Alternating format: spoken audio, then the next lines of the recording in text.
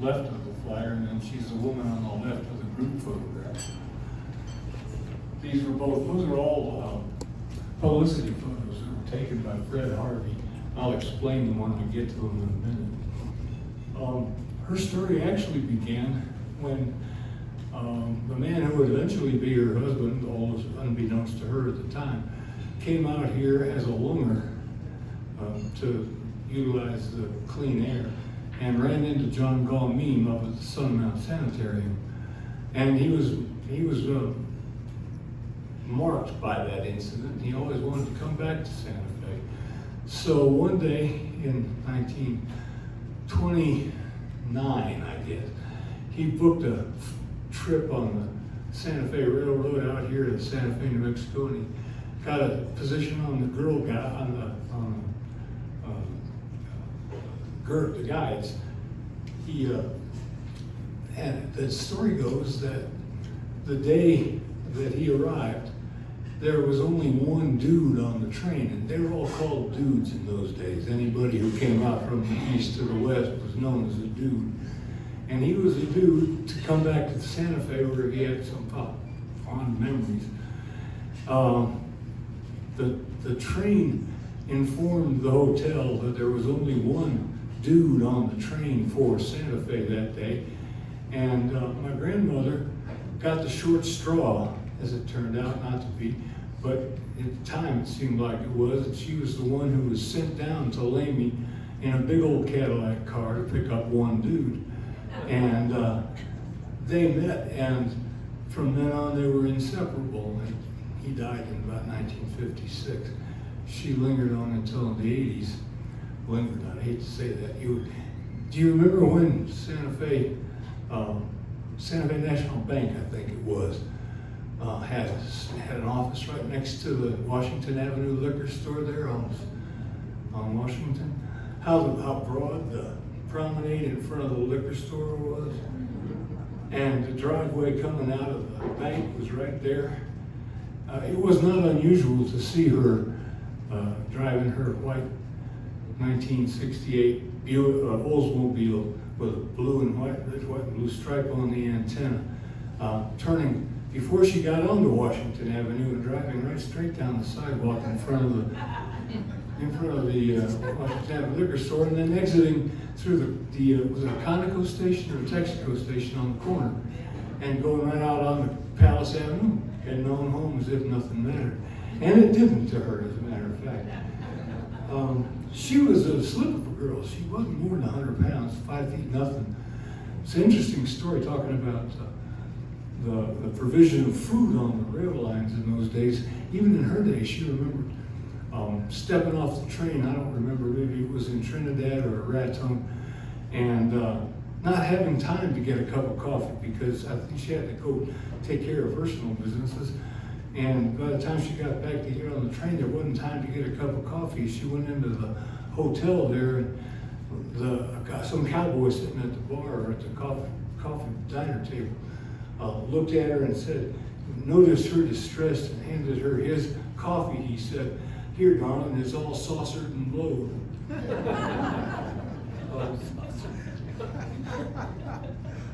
Yeah. She was either among the first or the second of the class taught by those classes who were instructional classes taught by Erna Ferguson.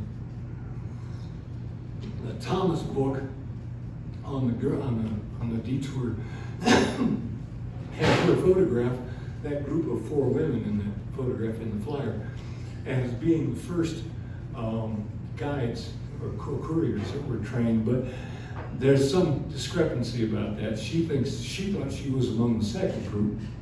I don't have a great deal of respect for Thomas's book. I think it's badly written and poorly researched, but that's just me. She had driving down to Lamy every day or every once in a while had the advantage of she could meet the trains coming east and west. She was meeting the trains coming west because they had the dudes on them, but the trains going east, they had the celebrities on them.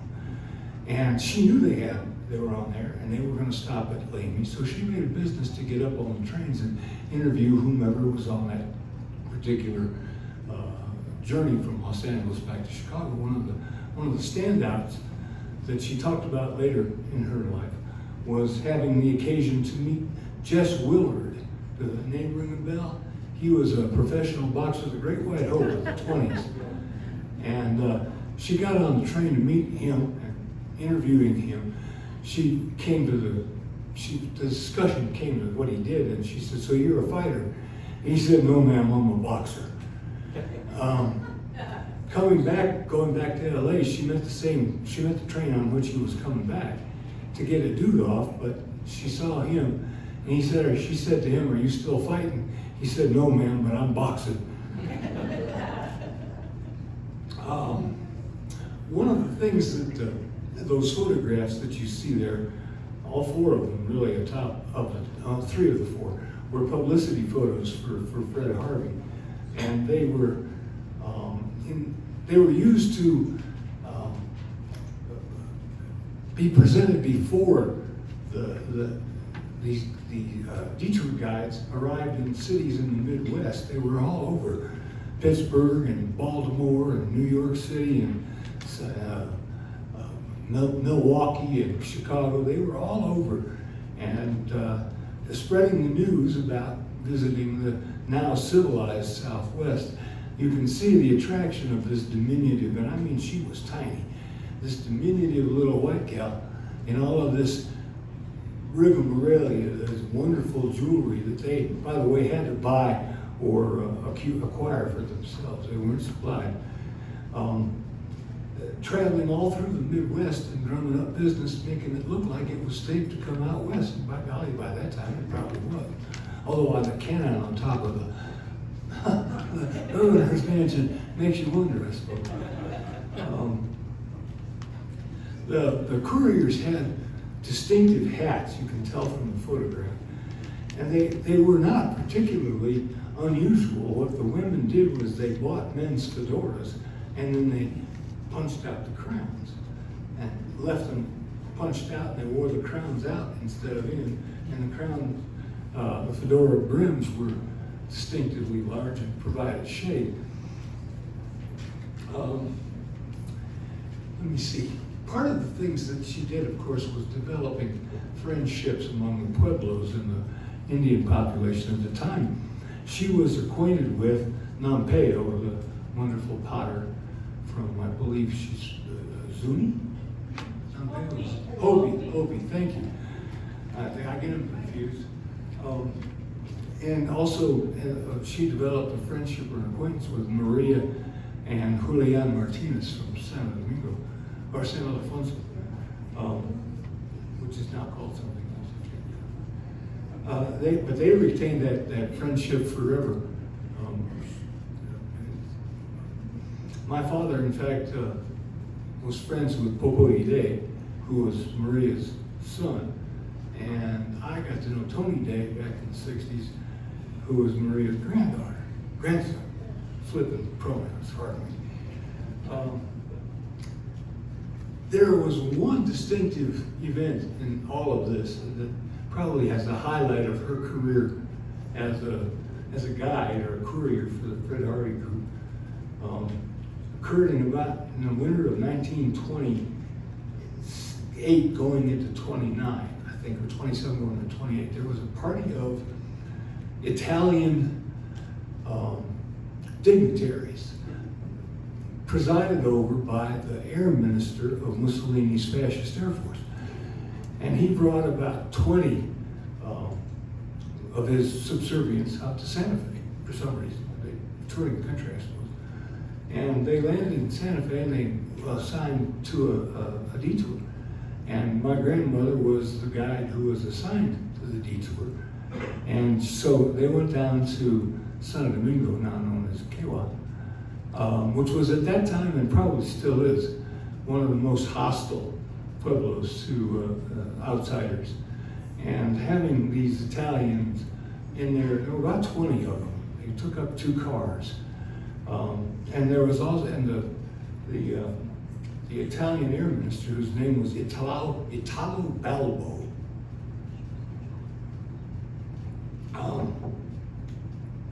And he had a companion with him. they were all instructed upon arriving at San Domingo not to take photographs. And most of the men complied, but the young woman didn't. And my grandmother happened to notice that this woman was being shepherded off to the side and heading toward one of the kivas by the koshari down there they keep order. The koshari keep order in the pueblos during ceremony. And she noticed that the koshari had this woman sort of in tow, and there wasn't much. You never knew what might happen, so she interceded, and apparently through her intercession avoided an international incident because nothing occurred and nothing happened except that the woman's camera was stomped to dust. They did that in those days. They were not particularly fond of visitors. Let me see. I told you she met Tar, her husband Tar, at the train, this lad, and that was pretty much near the end of her tenure with the detour. However, she and her husband built a house that some of you may know on the corner of Santander and Camino Monte Sol. Probably the best view on the whole east side from one point. You think, Ken? Think so? Yeah, I think so too. They got a really nice place, and it was they lived in it forever. They built it in, I think, the 30s, and then the family sold it when she eventually died in like the 80s. That's about it, all I've got to say on the subject of my grandmother and the detours. I thank you for your attention.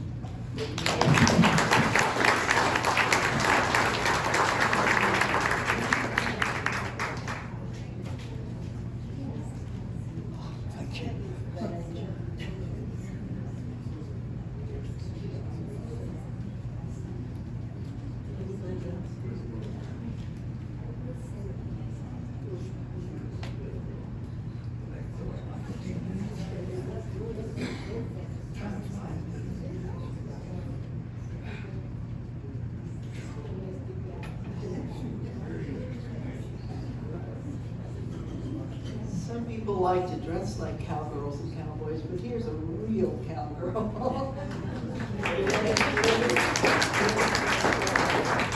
Which shows that family and treasure. You are a treasure. Yeah, thank you. She's the one that rode in on a horse into the Fonda, and her picture is down.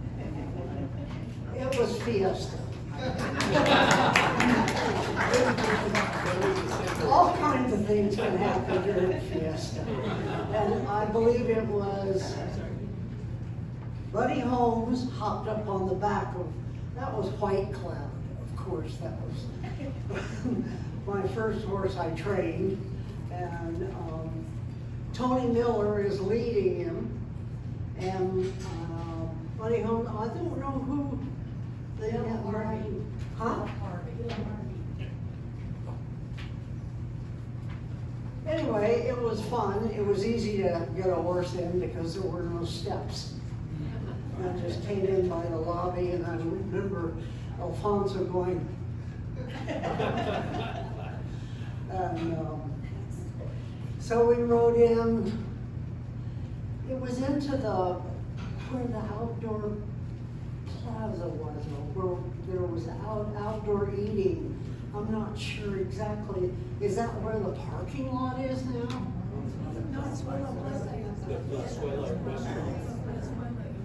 Anyway, we rode out there, and someone came up and said, "Well, you better get your horse out of here." And I said, "Well, as fast as I can." And that was a fun fiesta. Fiesta can always be a lot of fun. I don't know if you all know my dad, Alan Stam, but that was who I am.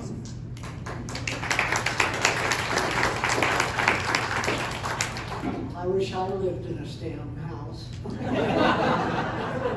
They were well built. I think the one I'm living in now, you could put knock down a door. Anyway, I don't know what all you want to know about Santa Fe. I moved here in 19 44 or 45, and La Fonda was just about it. It's all I remember. That's how I ended up in here on White Cloud, was because there wasn't anything else. The town ended before the penitentiary. There was nothing out there. There was no St. Francis. There was no, and there was still, I think Canyon Road was dirt back then.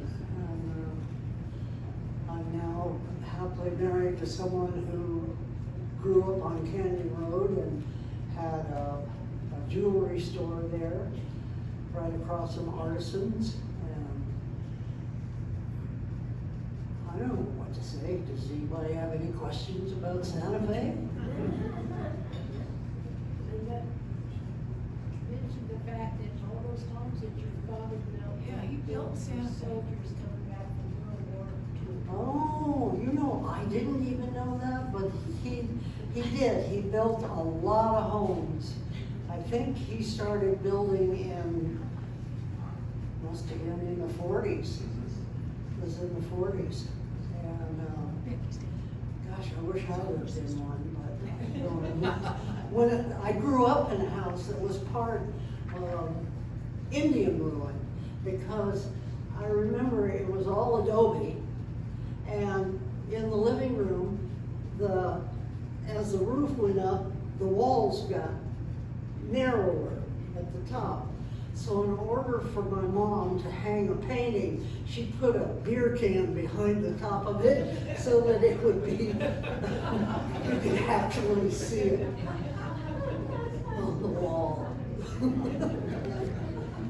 It was probably a beer can. And Sully Lomas was where I was raised. And we were at the end of the road. So Rodeo Road didn't exist. And I can remember being a kid, and when someone would come down the road with this glazed look on their face, we'd have to tell them to go back out to the highway, go to the next dirt road, and turn right. I remember being out here as a kid and going past Sully Lomas Road out there on the way down to Cleveland. And thinking to myself, it's a strange place to have a Jewish street. Sully Lomas, Sun and Hills.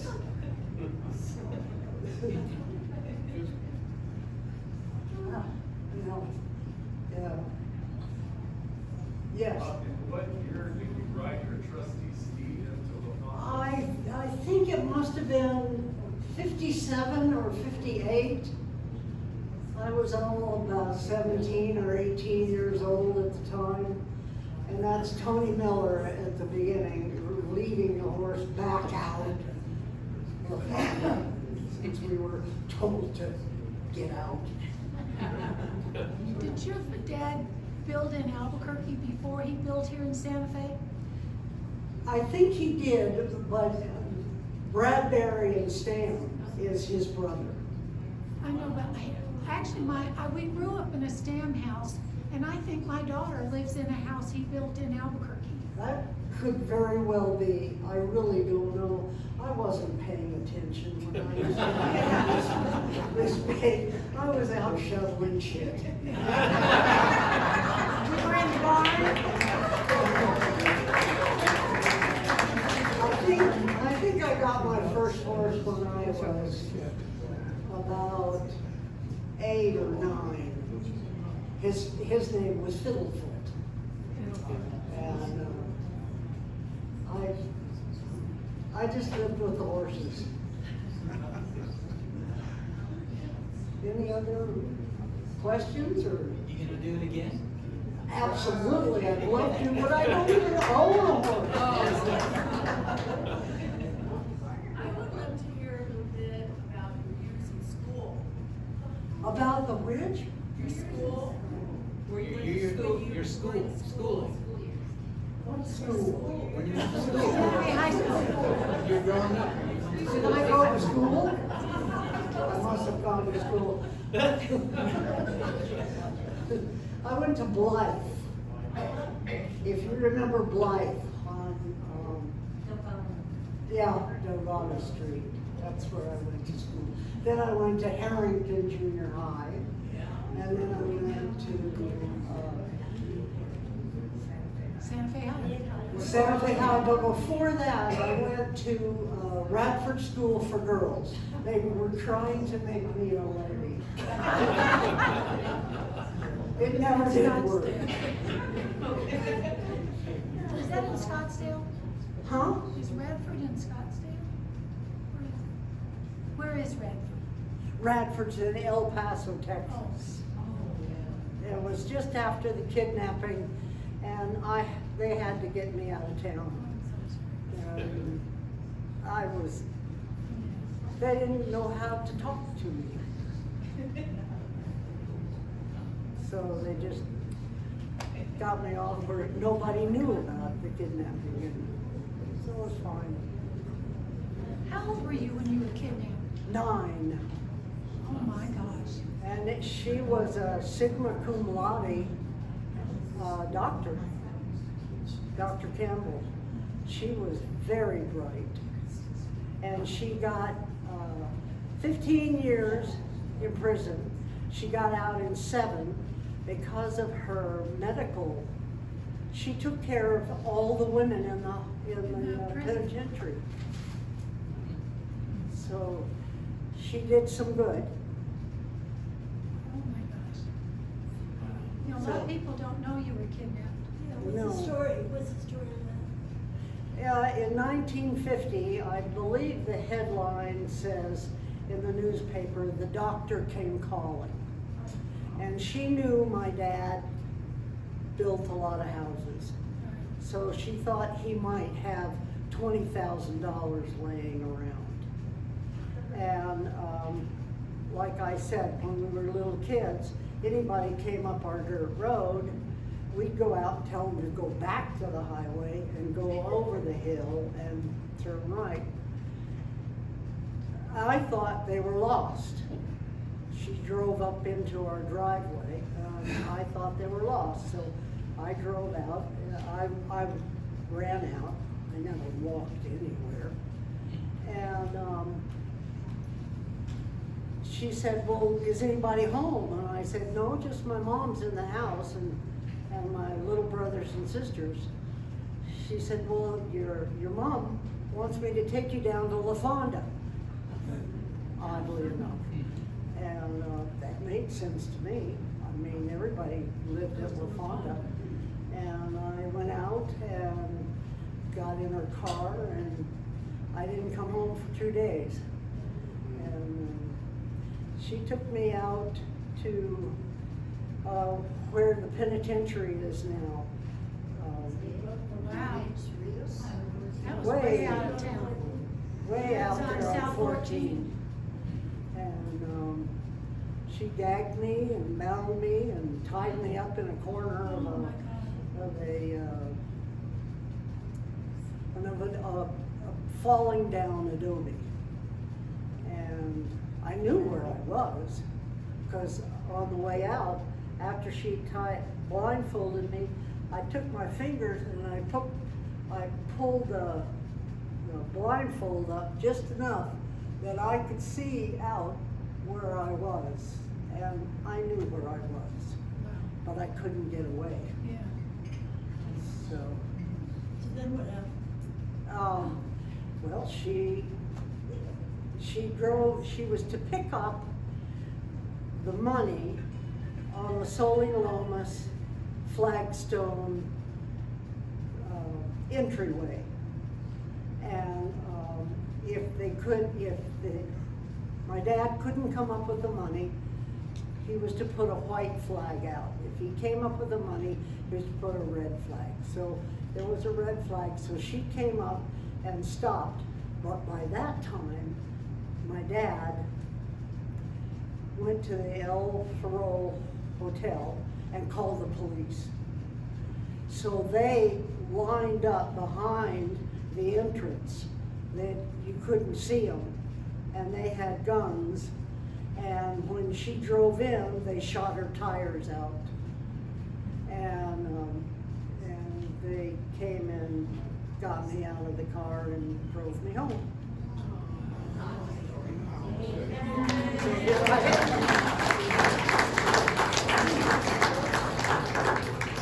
And who knows, I may ride my horse in here again someday. Does anybody else have any questions about the old Santa Fe?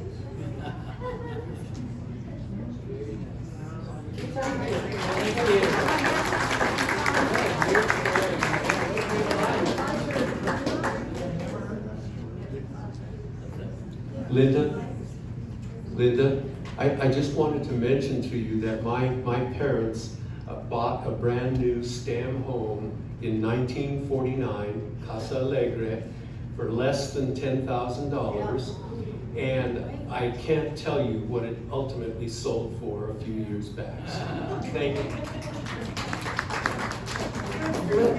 Linda, I also want to say how special you are. And we didn't know that we would get into the story of the kidnapping, but I was a little girl, I'm a little bit younger than you, when the whole incident happened, but this kidnapping situation terrorized Santa Fe for a long time. Yes. And all the parents of little kids, like I was at the time, were so protective. And I told you this at one time, I have to find it now, but I actually my parents saved that newspaper for your story. It was on the front page of the New Mexican, so I'll be happy to give that to you. Oh, I would love to see it. So thank you for sharing that very personal part of your life.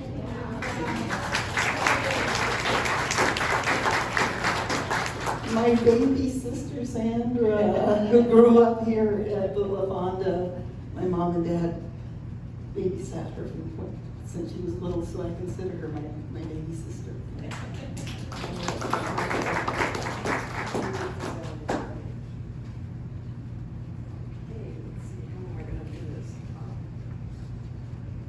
Good afternoon. My name is Sandra DiPolito. My maiden name was Armijo, and my connection to La Fonda was through my mother. My mother was Dolores Smith Quintana. This was her in her young days. And I'll leave them on the table, you could take a look. She was a beautician here in Santa Fe for 46 years. And she just wasn't a beautician, she did it all. She did the pedicures, the manicures, you name it, whatever a client needed. She took care of you. You know, only your hairdresser knows for sure, right?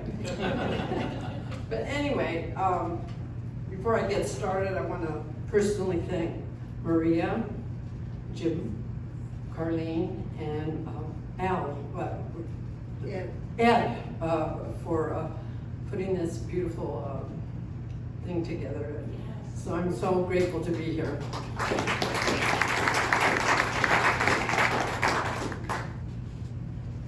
I have many memories of La Fonda as a child growing up here because Mom worked here and I had to come after school from St. Francis or Loretto, whichever one I didn't get kicked out of. And I had to wait for her to get out of work, so I'd walk into the beauty shop and she'd give me that look like, don't come in here and ask questions. I had to go find something to do, so I'd go up and down the elevators, go bother the chef in the kitchen. I talked to everybody, ran up and down the stairs 100 times, and just had a ball until she got out of work. But my mother, she sent all of her children to private school. And on a hairdresser's salary, you know she was doing pretty good. My sister, my brother went to Loretto and St. Michael's, and I went to St. Francis and Loretto. And so you had to know she was doing pretty good as a beautician at that time. And the reason why she was doing so good at that time, because she had a very prestigious clientele. Many of her clients were such as Greer Garson. This is an autographed photo of Greer that my mother she had given to my mother and signed. And I can remember walking into the beauty shop and seeing this beautiful woman with porcelain skin and a red color of red hair I'd never seen before in my life. And she was just so gracious, and she always used to ask my mother, how are your Libra children? Because all my mother's children were Libras, and she was one too. Her birthday was the day before mine. But she was just as sweet as can be. Mother catered to her even in the days when she couldn't make it to La Fonda. She would drive out to Fort Lightning Ranch out in Pecos, and she'd go do her hair there until she no longer did that anymore. But some of the other notables were Vivian Vance, Imogene Coca, and Jemima, believe it or not. I remember seeing Aunt Jemima in her mammy dress, and my mom was washing her hair. But my most notable and favorite story of all is when I met Georgia O'Keeffe. I get the chills when I talk about this. She, she came into my life. I must have been about 11 years old, and Mother did her hair. Weekly, she would wash it and put it in a bun. She introduced me to her. And she said, Sandra, do you know Miss O'Keeffe? And I said, no, what do I know? I'm just a kid, you know. She goes, this is Georgia O'Keeffe. She's a very famous artist. And she would like to paint you someday. I said, oh, really? So, but that never came to fruition. Well, I remember going into the beauty shop one day, and Georgia was just looking at me and studying me, and she never ever smiled much. I remember she had a little grin, maybe, if you were lucky. And she asked me if I liked dogs, and I said, oh, I love dogs. And she said, okay. And it was the summertime, so outside in the front yard playing, I heard the phone ring. I ran inside the house, and my mother said, Sandra, get down here right away. Miss O'Keeffe is here, and she wants to see, she has something for you. So I, myself, and my sister, we lived in an Ellen Stam home as well, and my best friend, Jimmy Bacchus' cousin, Tinka, and I ran barefooted from Casa Solana all the way to Little Fonda, just wondering what's going to happen, you know. So we come to the front of the entrance right there, and there's a big black limousine, and the door opens, and I hear someone say, Sandra? And I said, who's calling me? And it was Miss O'Keeffe, and she was in the limousine. She goes, get in here. And Tinka and I both got in the limousine with her, and there was a big box, and had 2 puppies. Oh my God. They were chow chows. And she goes, which one do you want? Oh my God. She had a red one and a black one, and I took the red one. And I thanked her, and I was ready to walk home with the puppy. And she goes, where do you think you're going? And I said, well, I'm gonna go home. She goes, well, I'll give you a ride home. So Juan Hamilton was her driver at the time, I remember. And Tinka and I and the puppy were so happy that we drove home with her, just thrilled to death. And I had that dog for about 2 or 3 years, and got run over by a hit and run driver, and just broke my heart, and my mother and my brother, and it was a horrible event. And we told Georgia, and she says, I don't want to hear about it. You know? But Mother continued to do Georgia's hair until one day my mom couldn't accommodate her because she had already booked her schedule, and she got mad and quit going to see my mom to get her hair done. But that's my claim to fame. But I mean, I have such memories of this beautiful establishment, and go with me to the grave, you know. So I want to thank you all for listening to my little story. But it's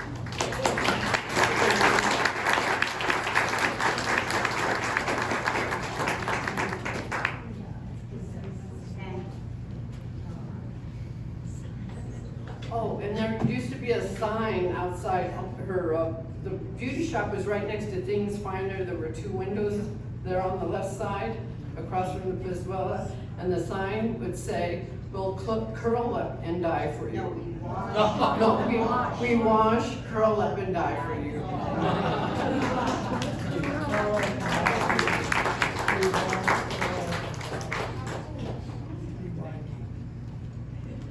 fun fact about Sandra. As a young girl, her nickname was Sapo, which means lucky.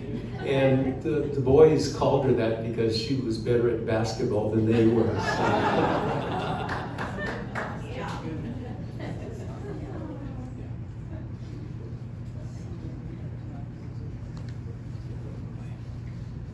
Well, this concludes our little get-together. Don't forget, stay where you are so we can take your pictures, but maybe one person, is there one person that has an awesome story to say about La Fonda? Lance, oh my God. Can you come up here? Because Lance, another amazing Santa Fe that I've known since he was a little boy. That's Bill. I didn't really want to come up here, but I'll say Sam's book, Without Reservations, is a great book. He talks about growing up in Harlem. He became a Texas oil man, then he came to Santa Fe. I love that book and the title. But when they mentioned about Stevie Wonder, I was here. I think it was in this room. There was a dinner and they were honoring my dad. And my mom was very kind of boisterous, and she saw him and somehow she pulled him in the room. He was wearing a full-length fur coat. And you know, he obviously had someone helping him because he was blind. And he probably thought, who is this lady? And he almost came in to the event, but when I saw that, I had that memory of Stevie Wonder. So that's just my quick.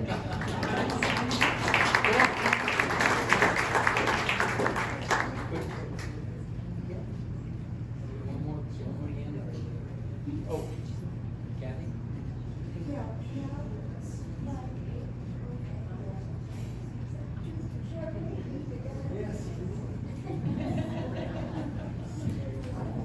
Big mouth. Your grandpa? Yeah.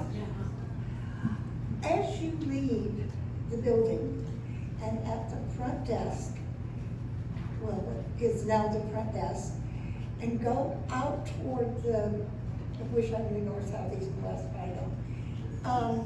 Go out toward the parking lot.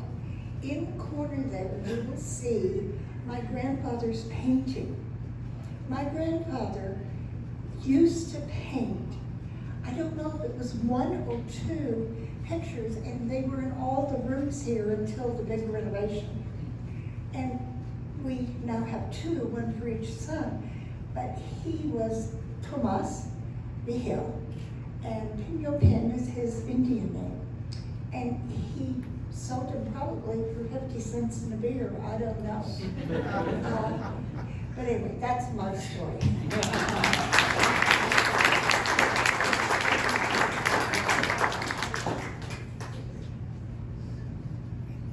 Lastly, we would like to thank Ed and the staff of La Fonda for treating us so well today. And hopefully we can do this again at some point in the future. So stick around for the photographs.